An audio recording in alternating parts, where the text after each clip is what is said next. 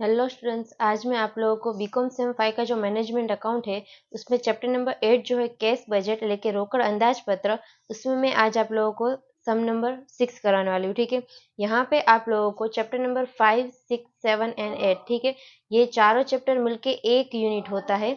तो यहाँ पे ये यूनिट में आप लोगों को जो 8 नंबर का चैप्टर है उसमें एक बड़ा सम्स पूछा जाता है 16 या 15 मार्क्स में, और उसके और में ये सभी चैप्टर्स की थ्योरी या तो छोटे-छोटे सम्स होते हैं। ठीक है, तो यानी कि इससे बेहतर ये है कि आप लोग 8th वाला जो चैप्टर है वो एकदम परफेक्टली कर लो, तो आप लोगों को 16 मार्क का सम्स आ ही जाएगा। ठीक है, तो थ्योरी करने की कोई यहाँ पे ज़रूरत नहीं है। तो यहाँ पे हम लोग स्टार्ट करेंगे। तो आप लोगों को इन्फॉर्मेशंस दी गई है कि from the following informations of Gayatri limited prepare a cash budget for the 3 months from April to June 2012। ठीक है, ગુજરાતીમાં એવી રીતનું આપેલું છે કે ગાયત્રી લિમિટેડની નીચેની વિગતો પરથી એપ્રિલથી જૂન 2022 સુધીના 3 માસનું રોકડ બજેટ તૈયાર કરવાનું છે। यहाँ पे फर्स्ट आप लोगों को कैश एंड बैंक बैलेंस दिया गया है ऑन 1 એપ્રિલ 2012 इज 60,000, એટલે કે રોકડ 1/4/2012 रोज रोकड़ और बैंक सिलक 60,000 ने आपेली है। उसके बाद सेकंड नंबर में आप लोगों को इस तरह से इन्फॉर्मेशन दी गई है। थर्ड में ऐसा बोला गया है कि assume 40% of total sales are cash sales and 60% of credit sale, એટલે કે कुल वेचाण 40% रोकड़ वेचाण है और 60% उधार वेचाण है। उसके बाद फोर्थ है यहाँ पे 50% of credit sales are realized in the month following sales and the remaining 50% in the next month following, એટલે કે ઉધાર વેચાણના 50% વેચાણ પછીના મહિનામાં અને બાકીના 50% બીજા મહિનામાં વસૂલ મળે છે। ठीक है, उसके बाद फिफ्थ है यहाँ पे the period of credit allowed by supplier in 1 month, એટલે કે વેપારીઓને આપેલા શાકનો ગાળો 1 મહિનાનો છે। उसके बाद सिक्स है यहाँ पे कि overhead expenses include 22,500 per month for a depreciation on fix assets, એટલે કે પરોક્ષ ખર્ચામાં સ્થિર મિલકતોના ઘસારાની માસિક 22,500 લેખે સમાવેશ થયેલ છે। उसके बाद सेवन्थ है यहाँ पे कि the time lag in payment of overheads expenses in 1/2, यानी कि यहाँ पे हाफ दिया गया 1/2 months and time lag in payment of wages in the 1 month, એટલે કે મજૂરી ચૂકવવાનો સમયગાળો આપેલો છે 1 મહિનાનો અને પરોક્ષ ખર્ચના खर्च चूकवવાનો સમયગાળો 1/2, એટલે કે અડધો મહિનો આપેલો છે। उसके बाद 8 नंबर में दिया गया है कि in June 2012 debenture interest of 37,500 is to be paid, એટલે કે जून 2012 में डिबेंचर पर ब्याज 37,500 चुकवानु है। ठीक है, तो यहाँ पे इस तरह से आप लोगों को इन्फॉर्मेशन दी गई है। तो सबसे फर्स्ट यहाँ पे हम लोग इस तरह से ये जो पूरा स्ट्रक्चर है वो आप लोगों को लर्न करना होगा। ठीक है, किस तरह से करना होगा, तो अप्रैल मई एंड जून ये 3 मंथ्स है। ठीक है, सबसे स्टार्टिंग में आप लोगों को कैश लिखना होता है। तो कैश स्टार्टिंग में अप्रैल मंथ में आप लोगों को 60,000 का दिया गया है। ठीक है, उसके बाद इसमें ऐड हम लोग करेंगे जितनी भी हमारी कैश आती है वो। ठीक है, यानी कि कैश सेल्स और क्रेडिट सेल्स से हमारा रुपीस आता है, यानी कि पैसे आते हैं। ठीक है, तो यहाँ पे हम लोग प्लस करेंगे। उसके बाद यहाँ पे आगे हम लोग माइनस करेंगे क्रेडिट परचेस ओवरहेड्स जो दिए गए हैं वो, यानी कि सभी एक्सपेंसेस या तो हमारे जो भी खर्चे है वो। ठीक है, वेजिस और यहाँ पे डिबेंचर इंटरेस्ट आ जाएंगे। ठीक है, इस तरह से करना है। उसके बाद सबसे स्टार्टिंग में आप लोगों को अप्रैल का कर देना है और अप्रैल में लास्ट में क्या करना है, तो A माइनस बी करना है। जो भी आंसर आएगा वो क्या हो जाएगा, मे मंथ की कैश हो जाएगी, कैश बैलेंस हो जाएगी। ठीक है, એટલે કે मे મહિનાની રોકડ સિલક થશે। इस तरह से यहाँ पे आप लोगों को कैलकुलेशन करना है। तो अभी हम लोग स्टार्ट करेंगे कैलकुलेशन। तो अभी यहाँ पे आप लोगों को जो बैंक सिलक दिया गया था कैश एंड बैंक बैलेंस, वो हम लोगों ने यहाँ पे लिख दिया। ठीक है, ठीक है, उसके बाद यहाँ पे हम लोग क्या करेंगे, तो कैश सेल्स और क्रेडिट सेल्स निकालेंगे। ठीक है, तो यहाँ पे कैश सेल्स कितना है, तो टोटल सेल्स का 40% है, એટલે કે कुल વેચાણના 40% છે। तो यहाँ पे आप लोगों को टोटल सेल्स सेकंड नंबर के इन्फॉर्मेशन में दिया गया है, यानी कि 6 लाख का आप लोगों को 40% करना होगा। ठीक है, तो आप लोगों को 2,60,000 का आंसर मिल जाएगा। ठीक है, उसके बाद बाकी का जो 60% है वो आप लोगों का क्या हो जाएगा, क्रेडिट सेल्स, मगर उसके लिए कैलकुलेशन अलग से करना होगा। ठीक है, किस तरह से करेंगे, तो यहाँ पे अभी हम लोग क्या करते हैं, सबसे फर्स्ट अप्रैल का लिख लेते हैं। ठीक है, एक मिनट, यहाँ पे ये तो फेब्रुआरी का है, अप्रैल का आएगा। अप्रैल का 6,50,000, उसको मल्टीप्लाई करना होगा 40% के साथ, तो आप लोगों को 2,60,000 का आंसर मिल जाएगा। उसके बाद मई का आप लोगों को 9 लाख दिया गया है। ठीक है, तो 9 लाख को मल्टीप्लाई करना होगा 40% के साथ, यानी कि आप लोगों को 3,60,000 का आंसर मिल जाएगा। उसके बाद जून का दिया गया है 5 लाख, तो इसका 40% यहाँ पे हो जाएगा 2 लाख रुपीज। ठीक है, इस तरह से आप लोगों को लिख देना होगा सभी में, ठीक है। उसके बाद क्रेडिट सेल्स आप लोगों को यहाँ पे क्या दिया गया है, तो 50% of credit sales are realized in the month following sales and the remaining 50% in the next month following, એટલે કે ગુજરાતીમાં એવી રીતનું આપેલું છે કે ઉધાર વેચાણના 50% વેચાણ પછીના મહિનામાં અને બાકીના જે 50% बीजा महीना में वसूल મળે છે, ठीक है। इसका मतलब आप लोगों को कैलकुलेशन किस तरह से करनी है, तो सबसे फर्स्ट यहाँ पे हम लोग अप्रैल मंथ का सेल्स स्टार्टिंग से लिखते हैं। फेब्रुआरी का कितना है सेल्स, तो 6 लाख का आप लोगों को 60% करके निकालना होगा, ठीक है। तो यहाँ पे आप लोगों को मिल जाएगा 3,60,000।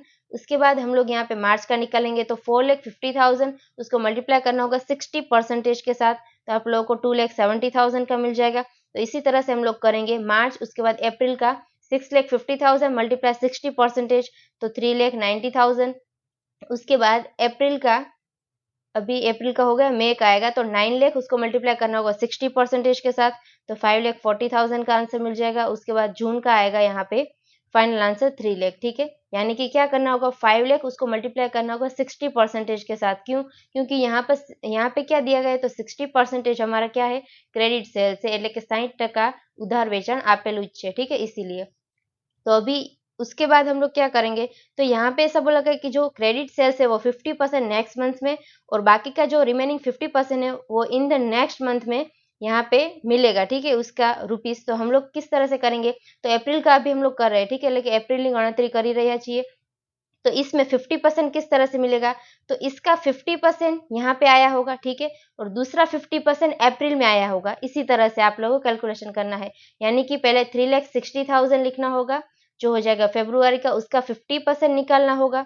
तो 50% निकालने के बाद आप लोगों को यहाँ पे 1,80,000 का आंसर मिल जाएगा, ठीक है, इस तरह से आंसर मिल जाएगा। उसके बाद यहाँ पे हम लोग क्या करेंगे, मार्च का भी 50% यहाँ पे हमको मिला होगा, तो यानी कि 2,70,000, उसको 50% के साथ मल्टीप्लाई करना होगा, तो आपको 1,35,000 का आंसर मिल जाएगा। अभी ये दोनों अमाउंट को टोटल करना होगा, ठीक है। टोटल करने के बाद आप लोगों को यहाँ पे 3,15,000 का आंसर मिलेगा, वो यहाँ पे हम लोग लिखेंगे 3,15,000, ठीक है।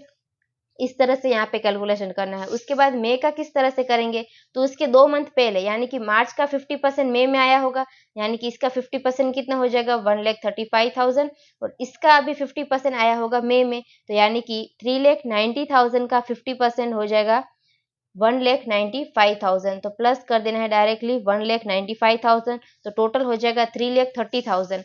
तो यहाँ पे हम लोग लिख देंगे 3,30,000। उसके बाद आगे लास्ट में आता है जून मंथ, ठीक है, तो इसमें 2 मंथ पहले यानी कि अप्रैल आ जाएगा, तो इसका 50% कितना हो जाएगा, 1,95,000 प्लस 5,40,000 का 50%, वो कितना हो जाएगा, तो 2,70,000 हो जाएगा, ठीक है।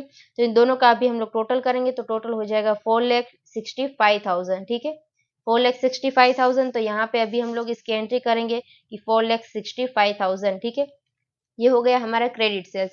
अभी यहाँ पे हमको कैश कब मिलेगा, तो ये सभी हम लोग कैलकुलेशन अप्रैल का पूरा करेंगे तभी मिलेगा, ठीक है। तो अभी हम लोग अप्रैल का यहाँ पे ए का टोटल करते हैं, तो 60,000 प्लस 2,60,000 प्लस 3,15,000, तो आप लोगों को 6,35,000 का आंसर मिलेगा, ठीक है।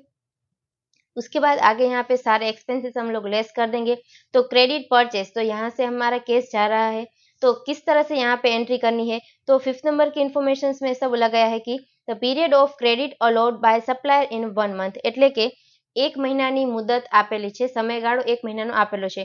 तो यानी कि हम लोग क्या करेंगे, अभी हमको अप्रैल का चाहिए, तो अप्रैल में यहाँ पे परचेस कितना दिया गया है, 3,30,000, ठीक है, मगर ये हमको कब मिलेगा, 1 मंथ के बाद मिलेगा। तो यानी कि 3,30,000 कहाँ पे आएगा, मई में आएगा। तो अप्रैल में कौन सा आएगा, तो उसके पहले का क्या है, 2,70,000, तो यहाँ पे आएगा 2,70,000, उसके बाद 3,30,000, और मई का जो रियल में दिया गया है 4,80,000, वो कहाँ पे आएगा, जून में, तो यहाँ पे आएगा 4,80,000, ठीक है। इस तरह से यहाँ पे आप लोगों को एंट्री करनी थी। उसके बाद आगे हम लोग देखेंगे ओवरहेड्स एंड वेजेस, ठीक है। तो ओवरहेड के लिए टाइम पीरियड यहाँ पे कितना दिया गया है, तो 1/2 दिया गया है, यानी कि हाफ मंथ पूरा दिया गया है, ठीक है, लेकिन अर्धो महीनो आपेलो है, और यहाँ पे वेजेस जो उसके लिए 1 मंथ दिया गया है कंसिडर करने के लिए। तो सबसे फर्स्ट हम लोग यहाँ पे वेजेस में देखेंगे, तो वेजेस आप लोगों को जो दिए गए 1,20,000, 1,08,000, 1,44,000, 1,50,000 और 1,26,000, ठीक है। तो इसमें 1 मंथ के बाद पैसा जा रहा है, ठीक है, इसका मतलब अप्रैल महीने का हम लोग एंट्री करेंगे तो 1 मंथ के बाद जा रहा है, यानी कि 1,44,000 जो है वो मई में आ जाएगा, ठीक है। तो यहाँ पे हम लोग मई में लिखेंगे 1,44,000 वेजेस के सामने। तो यहाँ पे अप्रैल में कौन सा आएगा, तो उससे पहले का यानी कि 1,08,000 आ जाएगा। उसके बाद यहाँ पे जून में कौन सा आएगा, तो 1,50,000 जो है मई का वो आएगा जून में, यानी कि यहाँ पे आएगा 1,50,000, ठीक है, इस तरह से। और उसके बाद लास्ट में आप लोगों को डिबेंचर इंटरेस्ट दिया गया है, कितना है 37,500 है, और कौन से मंथ में यहाँ पे पे हो रहा है, तो जून मंथ में, ठीक है।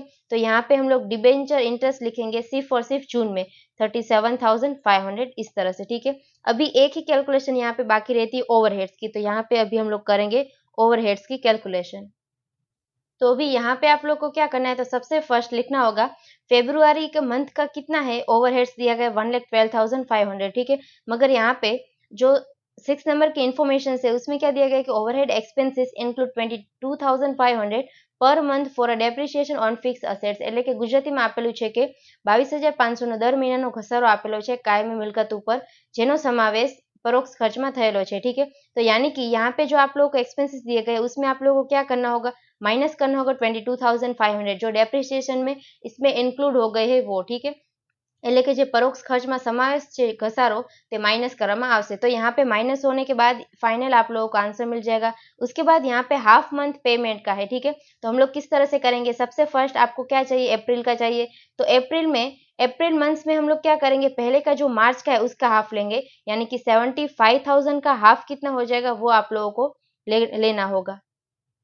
तो यहाँ पे अभी हम लोग लिखेंगे मार्च का हाफ लेना होगा, ठीक है, यानी कि 75,000 उसको मल्टीप्लाई करना होगा 50% के साथ, हाफ यानी कि 50% ही होता है, ठीक है। तो यहाँ पे आएगा 37,500, ठीक है। उसके बाद यहाँ पे अप्रैल का लेना होगा कितना, हाफ। तो अप्रैल में कितना दिएगा 1,05,000, तो इसका हाफ आप लोगों को लेना होगा, यानी कि 1,05,000 उसको मल्टीप्लाई करना होगा 50% के साथ, तो आपको 52,500 का आंसर मिल जाएगा, ठीक है। अभी ये दोनों का टोटल करना है, तो टोटल यहाँ पे हो जाएगा 90,000, ठीक है।